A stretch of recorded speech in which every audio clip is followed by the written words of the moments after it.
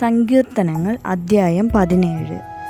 യഹോവേ, ന്യായത്തെ കേൾക്കണമേ, എൻ്റെ നിലവിളിയെ ശ്രദ്ധിക്കണമേ.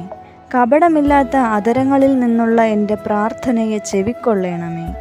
എനിക്കുള്ള വിധി നിൻ്റെ സന്നിധിയിൽ നിന്ന് പുറപ്പെടട്ടെ, നിൻ്റെ കണ്ണുനേർ കാണുമാറാകട്ടെ. നീ എൻ്റെ ഹൃദയത്തെ ശോധന ചെയ്തു, രാത്രിയിൽ എന്നെ സന്ദർശിച്ചു. നീ എന്നെ പരീക്ഷിച്ചു, ദുരുദ്ദേശമൊന്നും കണ്ടെത്തുന്നില്ല. എൻ്റെ വായ് ലംഘനം ചെയ്യുകയില്ല എന്ന് ഞാൻ ഉറച്ചിരിക്കുന്നു. മനുഷ്യരുടെ പ്രവൃത്തികളെ കണ്ടിട്ട് ഞാൻ നിൻ്റെ അധരങ്ങളുടെ വചനത്താൽ നിഷ്ഠുരൻ്റെ പാതകളെ സൂക്ഷിച്ചൊഴിഞ്ഞിരിക്കുന്നു. എൻ്റെ നടപ്പ് നിൻ്റെ ചുവടുകളിൽ തന്നെ ആയിരുന്നു, എൻ്റെ കാൽ വഴുതിയതുമില്ല.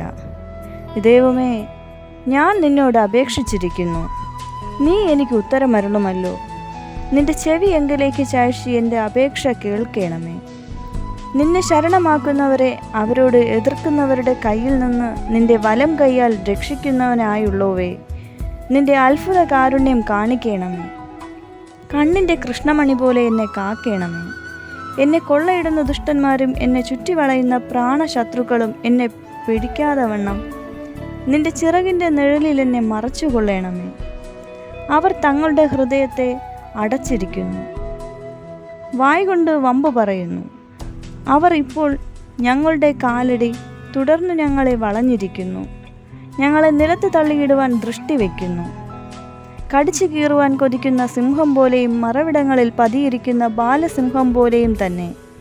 യഹോവേ, എഴുന്നേറ്റ് അവനോടെതിർത്ത് അവനെ തള്ളിയിടണമേ.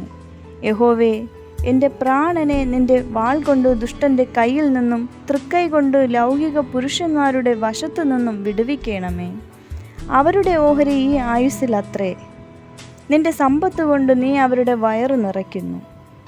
അവർക്ക് പുത്രസമ്പത്ത് ധാരാളമുണ്ട്, തങ്ങളുടെ ധനശിഷ്ടം അവർ കുഞ്ഞുങ്ങൾക്ക് വെച്ചേക്കുന്നു.